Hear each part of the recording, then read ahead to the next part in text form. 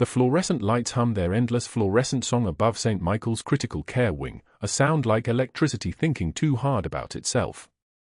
It is 0200 on a Tuesday, and the hospital breathes the shallow breath of night shift, monitors beeping in mathematical rhythms, ventilators wheezing their mechanical lullabies, the occasional call light glowing red in the darkness like an angry eye. Sarah Chen moves through this landscape at 0207, her scrubs navy blue and unremarkable, her ID badge clipped to a lanyard that has faded to the color of old hospital walls. She is a ghost in the ICU, which is exactly how she has learned to exist. Room 7 is her 5th stop on rounds. The sergeant major lies in the bed like a monument to things that should have killed him, catastrophic internal injuries from Tikrit, evacuated through a blur of medevac helicopters and field hospitals, now stabilized enough to exist in this fluorescent purgatory while his body decides whether resurrection is worth the effort. His file reads like a medical textbook chapter on survival: perforated spleen, lacerated liver, 3 units of blood already running through his central line, and the kind of quiet in his eyes that only comes from having watched men die in places where the heat melts clarity into mirages. She approaches his bedside with economy of motion. No wasted steps. No flourish. Her hands move to the 4 lines with the precision of someone checking weapons before a patrol, muscle memory that belongs to a different life, a different uniform, a different name that exists only in sealed Pentagon files under a classification level that most people have never heard of. She checks the first line. Drip rate exact. She checks the second. Fluid clear. She checks his wound dressing with fingertips that have held dying Marines together under mortar fire, that have performed emergency procedures in the back of transport vehicles while the world exploded around her, that have learned to stay steady when steadiness was the only thing between someone and the dark. The sergeant major's eyes open. Not all the way. Just enough. He watches her. And she feels it. That moment of recognition that lives just below the surface of consciousness, the part of the brain that remembers things the conscious mind has learned not to ask about. His pupils track her movements with the focused intensity of someone who has been trained to observe everything, to miss nothing, to understand that the smallest detail, a hand position, a breathing pattern, the way someone handles a piece of medical equipment, can mean the difference between walking out of a building and being carried out in a flag-folded box. Sarah's jaw tightens almost imperceptibly. She does not meet his eyes. She does not acknowledge the recognition flickering in his gaze like a match someone has lit in the dark. She simply finishes her assessment: BP stable, oxygen saturation holding at 94%, cardiac rhythm a steady sinus pattern on the monitor, and she turns to leave. Her movements are fluid. Controlled. A woman trained to appear untrained, to exist invisibly, to absorb scrutiny without reacting to it. But the sergeant major's eyes follow her to the door. In her locker, wrapped in sterile gauze the way a surgeon wraps an instrument before sterilization, lies a folded flag. It is a small flag, the size of a thank you note, and the corner is frayed where shrapnel caught it during a mission that officially never happened. She touches it once per shift. Not twice. Never more. Just once, fingertips against the folded fabric, a ritual so small that no one who observed it would understand what they were witnessing. They would see a night shift nurse opening her locker, touching a personal item, closing the locker, moving on with the business of keeping people alive. Only someone trained to see would recognize what they were looking at, a Marine saying goodbye to a fallen teammate every single shift, maintaining a connection to a life that the government has erased from every official record. Only someone who understood the weight of classified orders would comprehend the cost of that small gesture, the way she has to suppress everything about herself, compress it down to the size of a locker tucked behind a hospital employee identification badge, and move through the world as if the person she was has ceased to exist. Her hands are steady when she closes the locker.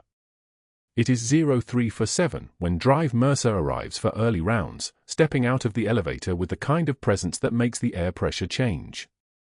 He is tall in the way that expensive tailoring and inherited confidence can make someone tall, and his eyes move across the ICU with the calculating interest of someone assessing which nurses might be useful and which ones have become liabilities. His white coat is pristine. His tie is silk. His shoes, Italian leather, probably, click against the tile floor with the rhythm of someone who has never doubted his right to take up space. He stops at room 7. Sarah is checking the sergeant major's vital signs for the second time in the past hour, watching the monitor with the focused attention of someone for whom patient deterioration is not an abstract concept but a test she has passed multiple times and refuses to fail again.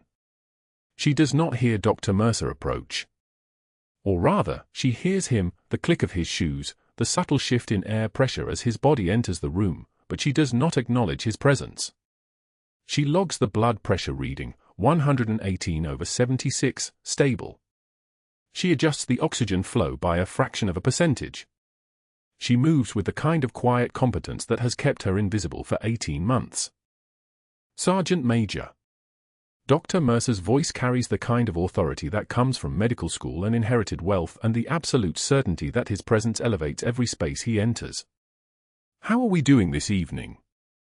The Sergeant Major's response is minimal. A nod. A slight movement of his right hand, the left is wrapped in dressing, the shoulder beneath it still relearning how to function. His eyes, though, they shift slightly. Away from the doctor. Toward Sarah. And Sarah feels the weight of that attention like a hand on her shoulder. She finishes her documentation and turns to leave, moving past Dr. Mercer with the kind of deference that has become second nature. Your patient's vitals have remained stable for the past 4 hours, doctor. No complications during the night shift. Thank you, nurse. Dr. Mercer does not even look at her. To him, she is a functionary, a piece of hospital infrastructure, as remarkable as the 4-pole or the heart monitor or any other piece of equipment designed to keep the machinery of medicine running. His attention is entirely on the Sergeant Major, and Sarah uses that moment of invisibility to step past him and move toward the door. But the Sergeant Major's eyes follow her out of the room, and she feels something shift in the dark, a recognition, a memory, a piece of classified history that is supposed to remain buried finally beginning to crack through the surface of the present. The corridor is empty when Sarah reaches it. The fluorescent lights buzz their endless electronic hum, and the smell of antiseptic and institutional coffee and something underneath it, something like ozone, the residue of medical crises averted, fills the space where she stands motionless for exactly 3 seconds. Long enough to breathe. Long enough to remember that composure is survival.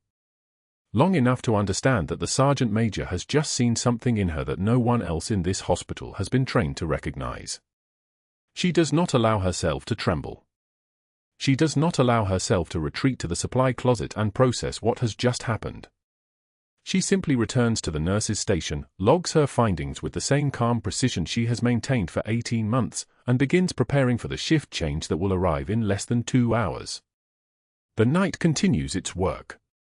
The monitors continue their electronic conversation with unconscious patients. The hospital continues its ancient rhythm of breathing and heartbeat and the small desperate struggles of humans trying to remain on the correct side of the line between life and death. But something has shifted. The Sergeant Major lies in room 7, his eye still tracking the door through which Sarah disappeared, and his trained mind is working through a puzzle that his official medical records have no answer for. He has seen hands like that before. He has seen the way someone moves when they have spent years learning to use their body as a precision instrument rather than a collection of limbs. He has seen the scars on her knuckles, old scars, faded but present, that only appear on people who have held onto something with enough force to cut themselves on it. And in the darkness of the ICU, with only the machines speaking their electronic languages and the night nurse moving silently through her rounds, the Sergeant Major begins to remember. Not her name. Not her rank. Not the details of the operation that the Pentagon has classified beyond any normal level of secrecy. But he remembers the call sign. The way she moved under fire. The sound of her voice giving orders when everything was falling apart around them in Tikrit. He remembers Nightingale 6. The Sergeant Major's daughter sat rigid in the visitor's chair, her hands folded in her lap, when Dr. Mercer entered the room at 0630 like he owned the breathing space itself. Sarah was checking his full line, a simple task, necessary, routine, when his voice cut across the monitors like a scalpel through silk. Nurse Chen, perhaps you can explain why there's no documentation for the pain medication you claim to have administered. His eyes moved from Sarah to the daughter, a calculated performance. Or is record-keeping beneath someone of your limited qualifications? The monitors beeped their mechanical rhythm. Sarah's jaw tightened imperceptibly. Her hands remained steady on the foresight. She produced the chart without speaking, her finger tracking the entries, times logged in precise military format, dosages documented, her initials crisp and unmissable on every line. Every single entry accurate. Every single one. Dr. Mercer scanned the page. His jaw clenched, just slightly. "My mistake," he said, offering no actual apology, then turned to the daughter with a smile that didn't reach his eyes. "We're working on improving our staffing quality. It's a challenge with this facility's resources." He left before Sarah could respond, his footsteps carrying him down the corridor with the confidence of a man who'd already moved on to his next target. Sarah closed the chart. The daughter watched her with sudden understanding flickering across her face, recognition that something had just happened that wasn't quite professional. Sarah met her eyes for one moment, then returned to her rounds. No trembling. No explanation offered. No visible wound. 2 days later, Sarah entered the break room at 1,445 hours for her 15-minute respite. For nurses clustered around the table by the window, Rodriguez, Patterson, Chen, no relation, and Martinez were laughing about a resident's stumbling attempt at rounds. The conversation died the moment Sarah's badge clattered slightly as she turned toward the coffee station. Rodriguez glanced up. Patterson gathered her notebook. Chen looked at her shoes. Martinez stood, apologetic smile in place, and said softly, "We were just heading back." They relocated to the hallway with the choreography of a rehearsed routine, their belongings scattered like breadcrumbs, a pen left on the table, a wrapper abandoned on the chair. Sarah sat alone with her coffee, watching the steam rise in small, perfect spirals. The vending machine hummed its mechanical song. She took one sip. The coffee had already begun cooling despite the cup still being warm, the temperature dropping the moment she'd stepped into the room itself rejecting her presence the way a body rejects a foreign organ. Her face betrayed nothing. Her hands didn't shake. She finished the cup with mechanical precision, rinsed it in the sink, and returned to her rounds.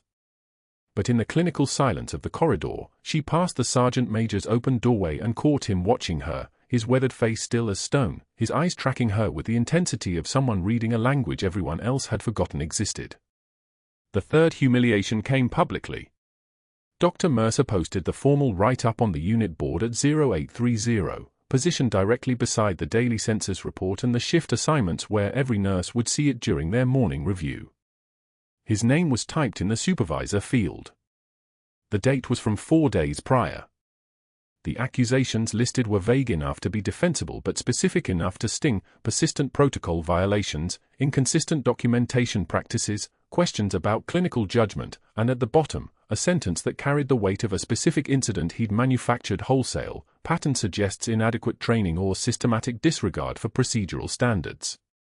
He called her Ghost Girl during the surgical briefing that same morning, his voice pitched to carry across the entire trauma wing where 8 staff members were present.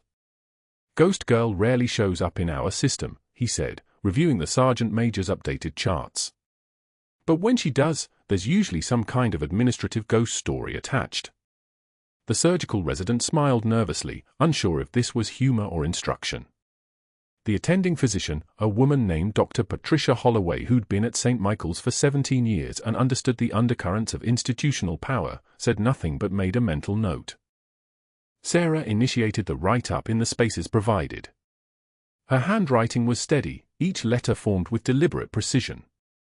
The pen moved across the document without hesitation. She signed her full name where required, then walked the form back to the unit board and posted it herself rather than leaving it for the charge nurse. Her movements carried the practiced economy of someone who'd learned that drawing out moments of humiliation only extended the pain. Better to absorb it cleanly and move forward. Better to show no visible crack. The bathroom stall on the 3rd floor became her refuge for exactly 90 seconds.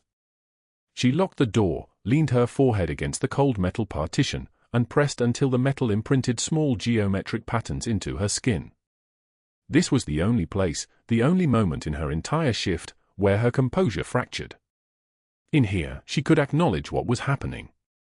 In here, she could feel it. Then she straightened.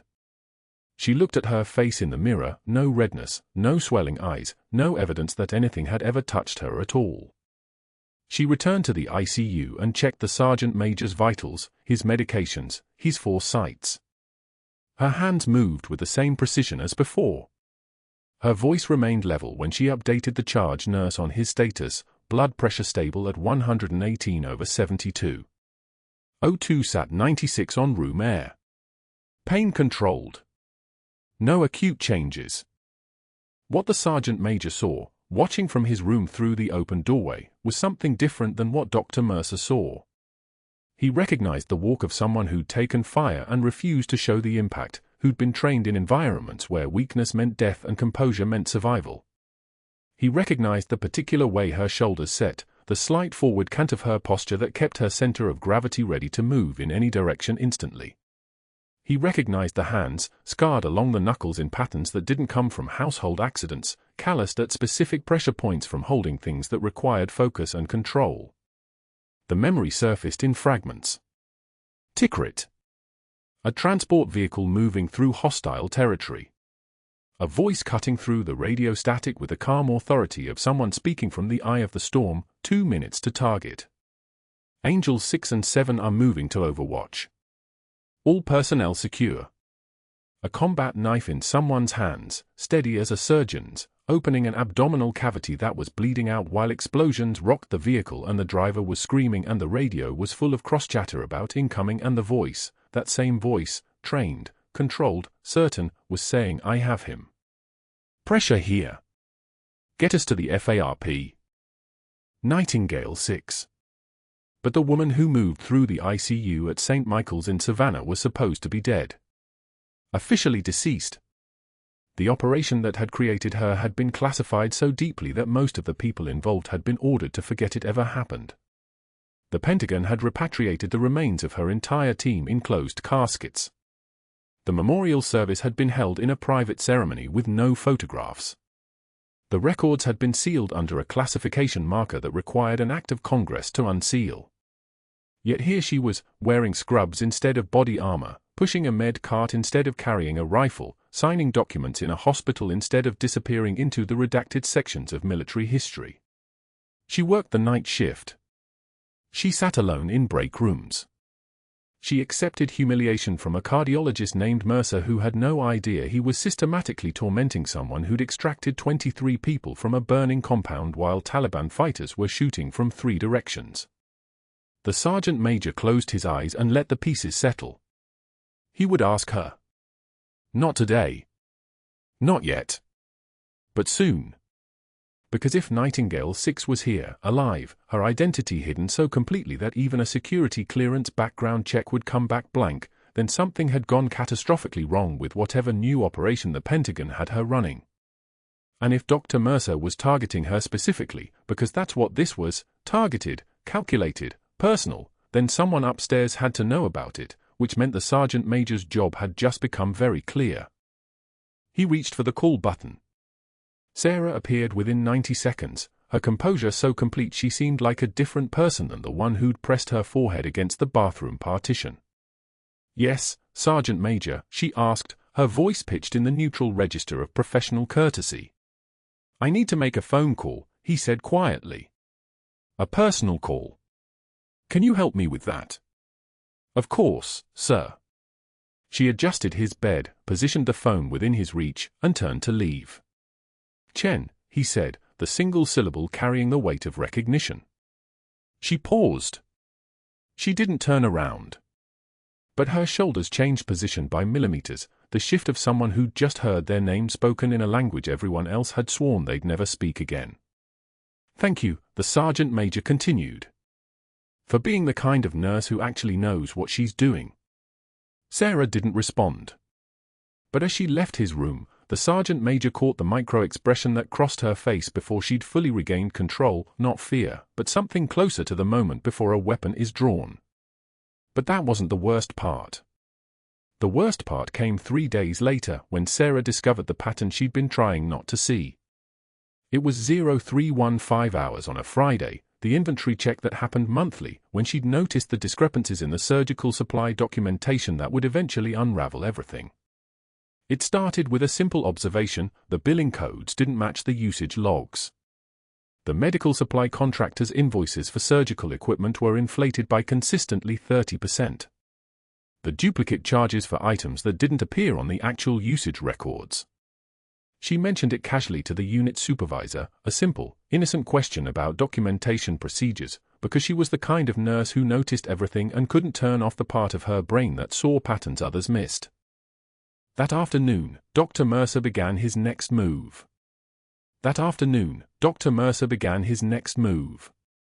Not with words this time. With numbers.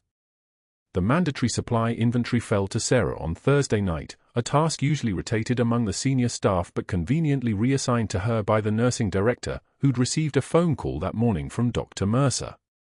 Sarah didn't question it. Questioning had become a liability. She counted syringes in the storeroom at 2,100 hours, the fluorescent lights humming their mechanical song above her head, clipboard balanced against her hip as she reconciled the physical count against the hospital's digital records. 60 cc syringes in stock, 43.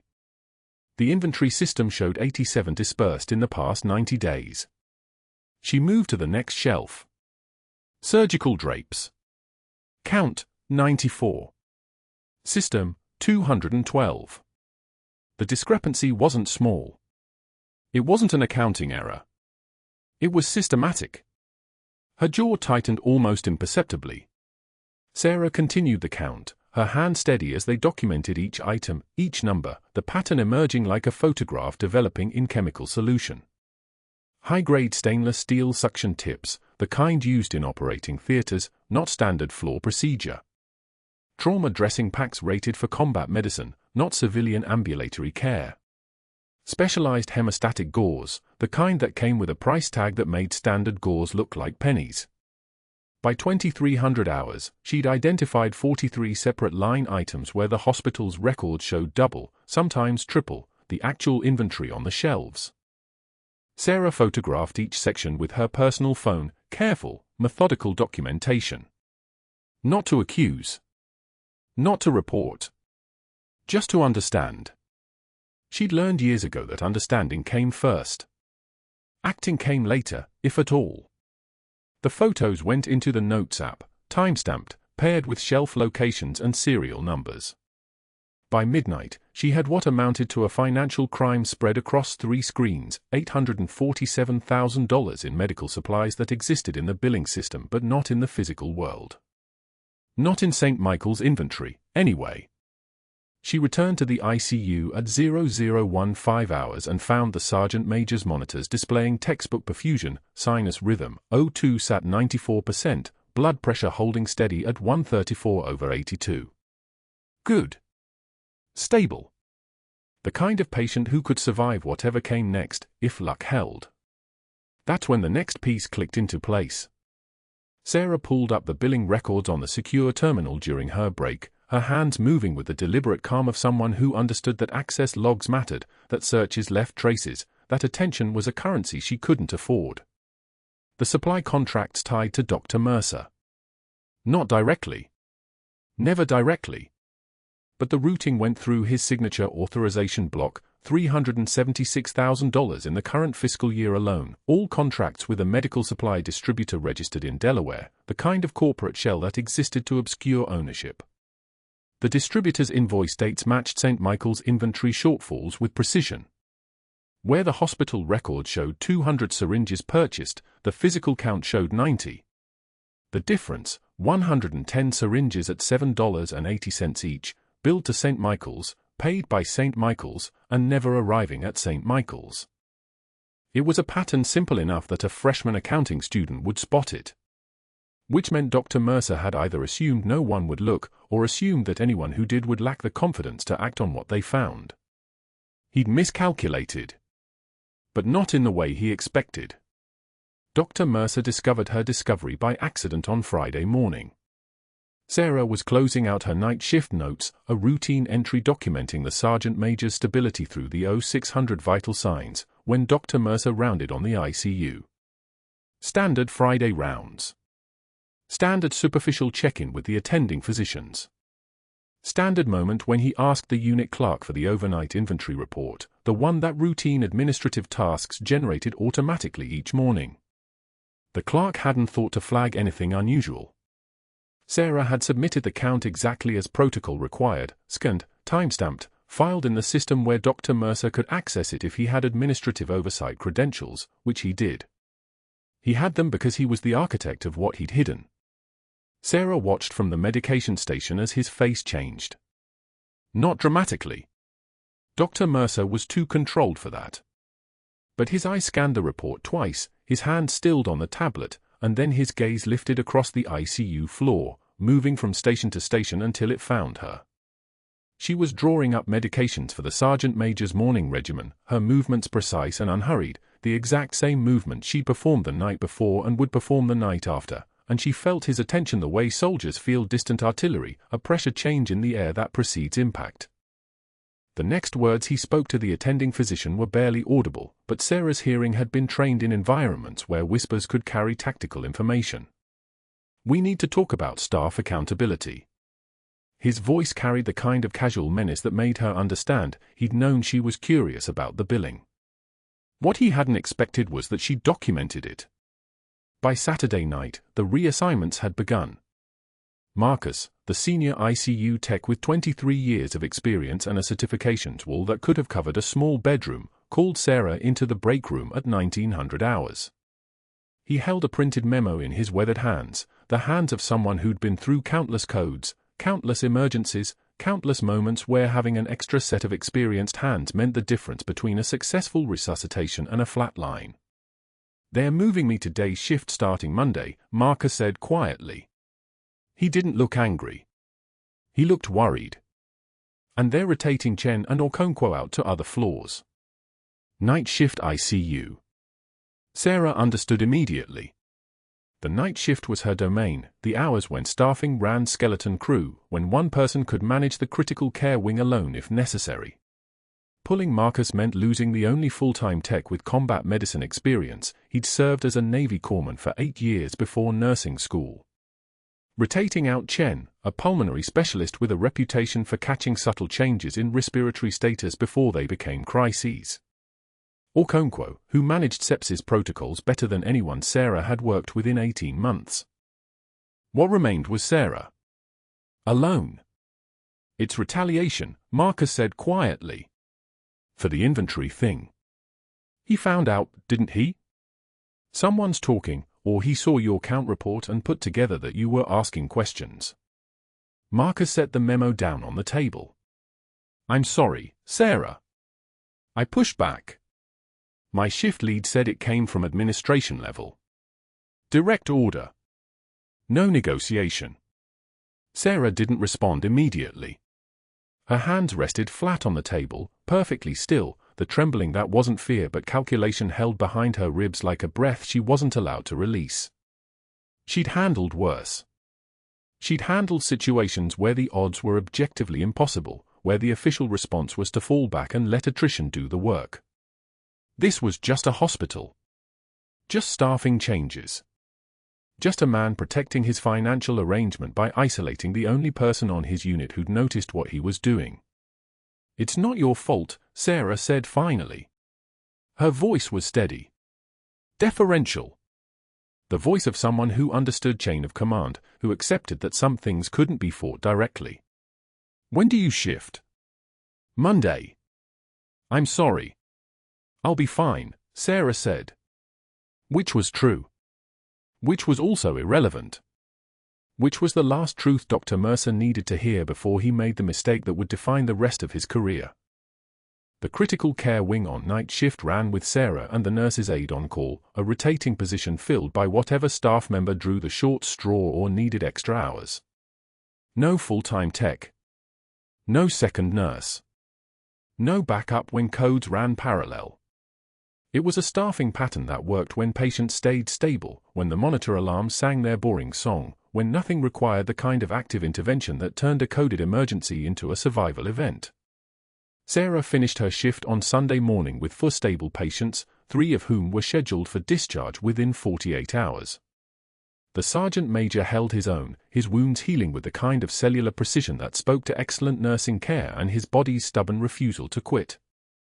She documented everything carefully. His vital signs trended perfect. His prognosis seemed genuinely bright. She didn't know that Dr. Mercer had already decided when the sergeant major would crash. And she didn't know that Marcus's reassignment, Chen's rotation, and Okonkwo's transfer had all been timed to a specific night, Monday, 0200 hours, when the surgical team would be transitioning shifts, when the on-call surgeon would be 40 minutes away, when the hospital would be at its skeletal minimum, when a man with catastrophic internal injuries and one experienced nurse would face the kind of emergency that required impossible choices. Sarah arrived for her shift on Monday night at 1900 hours, clocking in at the nursing station, retrieving her assignment clipboard, and recognizing for the first time in 18 months that she was truly alone. No Marcus's solid presence in the supply room. No Chen's expertise 1 room over. No Okonkwo's calm voice over the unit phone. Just her. Just the machines. Just the sergeant major, whose trained military eyes had been watching Dr. Mercer with the same calculating focus he'd been watching her, and who understood exactly what isolation meant when it arrived with the precision of a military operation. The monitors stopped singing at 2 in the morning on a Tuesday.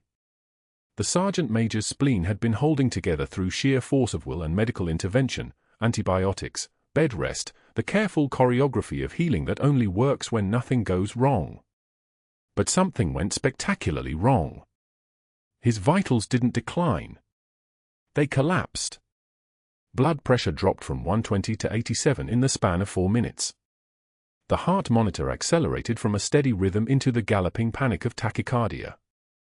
His O2 sat plummeted like an elevator with cut cables, 91, 88, 84, falling. Sarah was at his bedside before the alarm finished its first cycle. She'd been reviewing his chart in the nurse's station, 3 floors down, when the system flagged his room. She moved like water finding the lowest point, no hurry, no panic, just the fluid precision of someone whose body understood emergencies before her mind caught up. She hit the call button as she ran, and the overhead intercom crackled with her steady voice, Code Blue, ICU West. Sergeant Major's bed, stat. No one answered. She reached his room and found him conscious, gasping, his hand reaching across his abdomen where the surgical repair had been holding. His daughter wasn't there, visiting hours ended at 9, and the night shift skeleton crew was 3 floors down dealing with a post-operative bleed in the surgical wing. It wasn't a request for help. It was the nightmare scenario every night shift nurse dreads: catastrophic emergency, skeleton staffing, surgeon 40 minutes away according to the on-call page she'd sent 3 seconds ago, Dr. Mercer's phone going straight to voicemail because he'd made certain the experienced staff were reassigned, which meant the critical care wing was hers alone. Spleen ruptured, the sergeant major gasped. I can feel it. Internal bleeding. 3 seconds. That was the window. 3 seconds to choose between following protocol or watching him die while the system crawled toward response. She made the choice the way a Marine makes every critical decision, absolutely, without hesitation. Sarah grabbed the sterile crash cart and positioned it beside his bed. Her hands moved on their own, peeling open the kit, her fingers finding the scalpel with the precision of muscle memory, hands that had done this in the back of a transport Humvee in Tikrit, under mortar fire, by the light of muzzle flashes and desperation. Her movements were so economical, so controlled, that the violence of what she was doing didn't register in her voice when she spoke to the sergeant major. Stay still. This is going to hurt less than bleeding out. She didn't ask permission. This wasn't a request. It was a command from someone whose authority lived deeper than any hospital credential could reach. The scalpel went through skin and muscle in one practice motion. She was opening his chest, performing a left anterior lateral thoracotomy, the last-ditch field procedure taught to combat medics, the knife between the ribs spreader cranking open the cavity, the spleen visible and hemorrhaging and utterly beyond repair. She clamped his aorta with the kind of precision that comes from having done it in worse light, in worse conditions, with worse tools. Her hands moved like a surgeon's hands. Like a combat medic's hands. Like hands that had held lives together in places where the only operating room was the desert and the only anesthetic was the certainty that stopping meant everyone died. O2 sat is climbing, she said to no one, watching the monitor. 88. 92. 96. The numbers ticking upward as she manually compressed his heart, her other hand maintaining pressure on the aortic cross-clamp, her body positioned over his open chest with the terrible intimacy of someone keeping another human being alive through sheer force of will. 98. 100. His heart was beating because her hands wouldn't let it stop. The sergeant major's daughter had arrived 2 hours after his crash, frantic from the late-night phone call. A hospital volunteer escorted her to the observation window of the ICU, and what she saw would stay with her for the rest of her life, a woman covered in her father's blood, standing over his open chest, sweat running down her temples, her jaw clenched so tight you could see the muscle working, and her hands, God, her hands, moving with the kind of steady expertise that you only saw in the best trauma surgeons in the best hospitals in the world. But this wasn't a sterile operating room. This was an ICU in Savannah, Georgia, at 2 in the morning, and the woman working had no surgical privileges, no attending sign-off, no official authority to be doing what she was doing. 16 hours.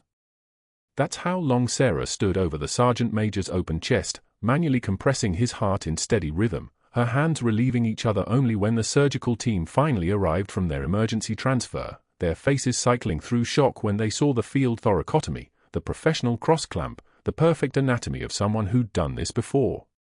The surgeon took over the compression without a word, but his eyes found Sarah's for just a moment, a look that said, "I don't know who you are, but you just saved this man's life." At hour 14, Sarah's arms were shaking from pure exhaustion, not fear. At hour 15, she'd stopped feeling anything below her elbows. At hour 16, the surgical team had the sergeant major stabilized enough to transfer to the operating room, where they could actually repair the catastrophic damage to his spleen, where they could give her hands permission to stop. She stepped back from his bed and looked down at her scrubs. Blood soaked through the blue fabric like rust spreading across water. Her hands were trembling, not from doubt, not from fear, but from 16 hours of isotonic contraction, muscles screaming against the limits of human endurance. That was when security arrived. Dr. Mercer had called them before the sergeant major even made it to the operating room. Had called them while Sarah was washing blood from her arms at the ICU sink, watching the water run pink and then clear. Had made 3 phone calls in rapid succession, one to the hospital administrator, one to the state medical board, one to his ally on the credentialing committee. By the time she finished drying her hands, security was waiting with badges in hand and expressions of professional discomfort. Ms. Chen, the lead officer said, and his voice carried the weight of someone delivering news that would reshape her entire existence. "We need your hospital ID and badge. You're being suspended pending investigation." She handed them over without a word. Didn't ask what she was being accused of. Didn't demand representation. Just placed her badge in the officer's palm and watched him deactivate it at the security desk, a small electronic beep that sounded like a door closing. They walked her through the hospital corridors at dawn while the night shift nurses pretended not to watch. Security boxed her locker contents while she stood in the break room, and someone, a kind nurse from the previous shift, a woman whose name Sarah barely knew, placed something folded into her hands. The flag. The one from Tikrit. The one that had survived every transfer, every relocation, every careful reinvention of herself as someone small and harmless. She clutched it against her chest as they escorted her out through the ambulance bay. That evening, Sarah stood in her apartment folding her scrubs for return to the hospital laundry.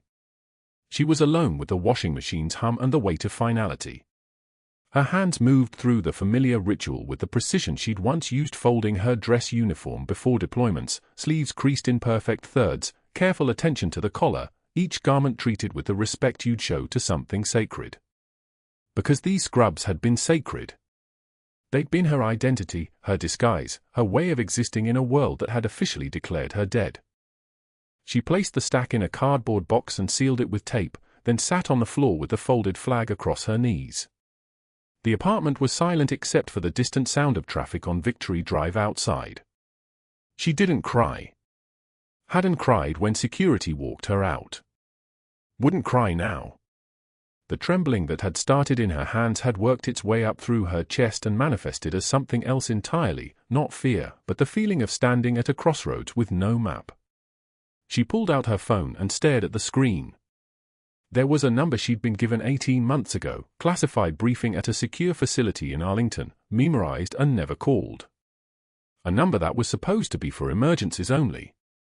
A number that would connect her to a Pentagon liaison and the entire classified architecture of her previous existence. She didn't call it. Not yet. Instead, she sat in the darkness and waited for whatever came next, her hands finally still. But at St. Michael's, the sergeant major was waking in post-operative recovery, groggy from anesthesia, his sternum wired back together, his spleen gone but his heart still beating because of her. An ICU nurse came to check his vitals, and when he asked the question that he'd been rehearsing through the fog of sedation, his voice came out clear enough. Where's Sarah? The one who was here. The one who. The nurse's face shifted into something uncomfortable. She doesn't work here anymore. The sergeant major's eyes narrowed. He understood that language. Understood the careful neutrality that meant something had gone catastrophically wrong. He reached for the call button and asked for his daughter, and when she arrived 20 minutes later, he whispered 2 words to her, Nightingale 6. Then he pulled out a hospital phone and made a call to a number that only a handful of people in the world would have recognized. A voice answered on the second ring, and the sergeant major's jaw tightened into the expression of someone about to blow apart the careful architecture of someone else's exile. Sir, I need you to listen to me. The woman you sent to St. Michael's 18 months ago, the one you told me was just a nurse. Everything was about to change. Dawn broke over Savannah like a wound opening. The fluorescent lights of St. Michael's critical care wing hummed their mechanical dirge as Dr. Mercer pushed through the double doors at 6:56 a.m., his tailored jacket still crisp, his shoes still polished, moving with the casual authority of a man who'd never been told no by anyone who mattered. He'd spent the night in his on-call room making calculations, not medical ones, but the kind that involved lawyers, institutional memory, and the careful architecture of institutional power. The sergeant major's crash had been an opportunity wrapped in a crisis, and Dr. Mercer had seen opportunity the moment he heard the code blue called over the intercom. What he found in room 412 stopped him cold. Sarah stood at the patient's bedside, her scrub soaked through with blood that had dried to the color of rust, her hands still steady as surgical instruments even as they trembled with 18 hours of unbroken focus.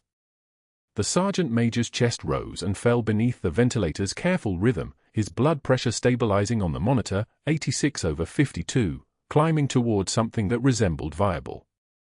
She'd done it. Alone in this wing at 2 in the morning with nothing but a trauma cart and whatever muscle memory lived in her hands, she'd cracked open a man's ribs and held his heart in her palms for 16 hours while the surgical team fought their way through traffic from Raleigh.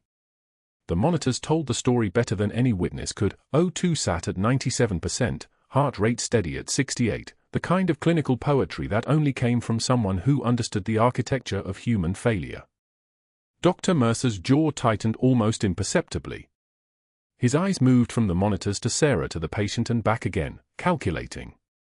In that moment, he understood with the clarity of a man watching his leverage evaporate that he had 2 choices: acknowledge what he was seeing, or bury it so deep that no one would ever find it. He chose the latter. His phone was already in his hand before he stepped into the hallway. The calls took for minutes.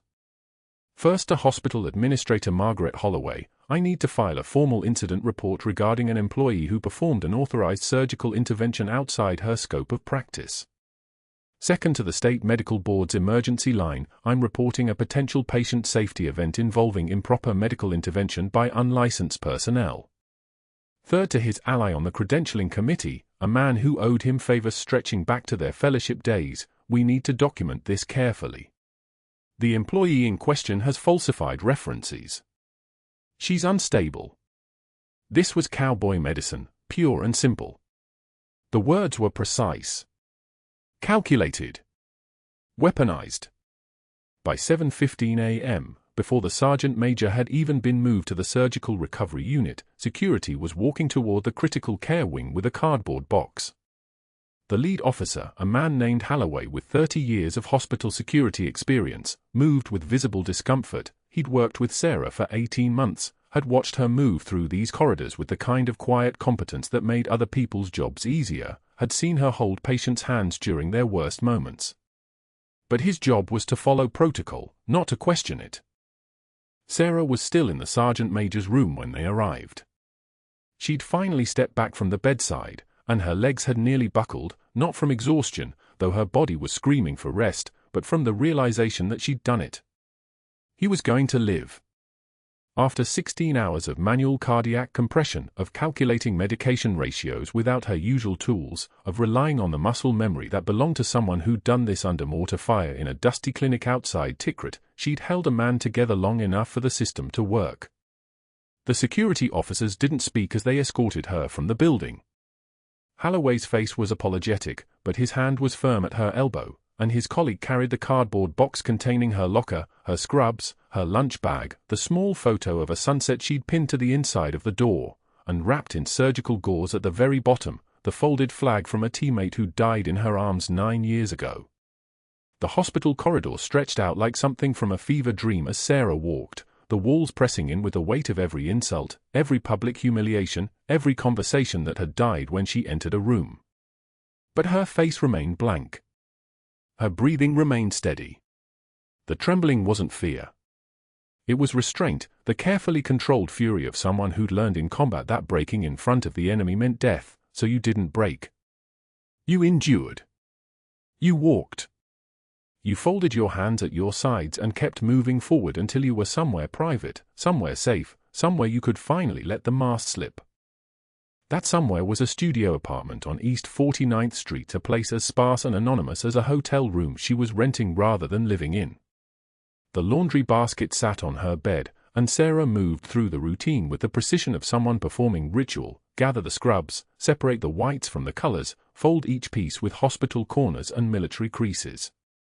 Her dress uniform had taught her this rhythm years ago: sleeves first, then the body, then a precise trifold that reduced everything to a compact rectangle.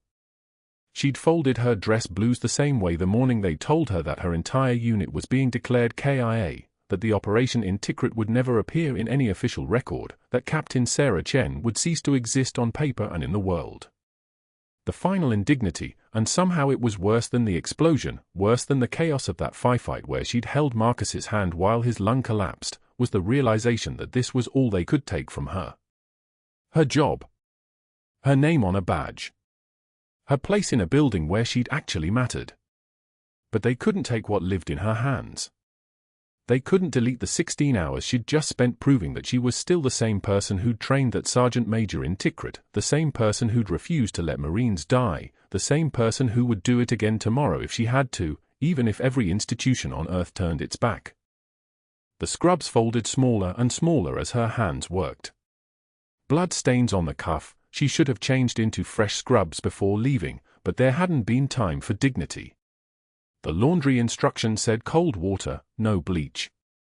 She filled the sink and watched the pink water swirl down the drain, and didn't let herself think about the man in room for 12 or the fact that he was alive because of her, or that Dr. Mercer would spend the next 72 hours trying to convince the world that she was dangerous, unstable, a fraud. But what Dr. Mercer didn't understand, what he would never understand, was that Sarah had already lost everything worth losing. She'd lost her unit, her country's official recognition of her service, her real name in any database that mattered. This job, this badge, this hospital that had never truly wanted to acknowledge what she was, it was all temporary anyway. A costume she'd been wearing while waiting for someone to see through it. What she didn't know, as she stood in her apartment at 9:56 a.m. folding the last of her scrubs into a canvas bag for return to the hospital laundry service, was that someone had finally seen through the costume. Someone had posted 90 seconds of video to the internet. Someone had recognized her. And someone with 4 stars on his shoulder was about to make a phone call that would change everything. But for now, there was only the silence of her apartment and the weight of the folded flag in her hands, and the knowledge that if they called her back tomorrow, she would go. If they needed her, she would answer. Because that's what you did when you'd already given everything, you gave more. The next words out of his mouth changed everything, but Sarah wouldn't hear them for several more hours. Subscribe to hear how one decorated Marine changed the entire hospital's understanding of who was standing beside them all along. Comment below, would you have done what she did, risking everything for a stranger? And follow us for the truth about the heroes working in hospitals who no one knows to look for until the moment it's too late.